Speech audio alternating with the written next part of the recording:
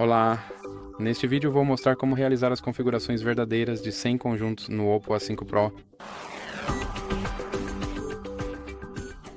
Então você deve começar abrindo o aplicativo Configurações.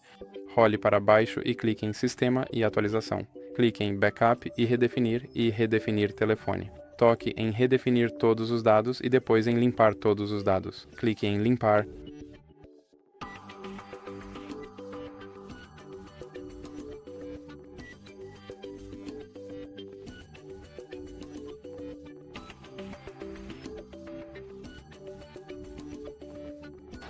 E como você pode ver, meu dispositivo agora voltou para as configurações de fábrica e eu preciso configurar o telefone novamente.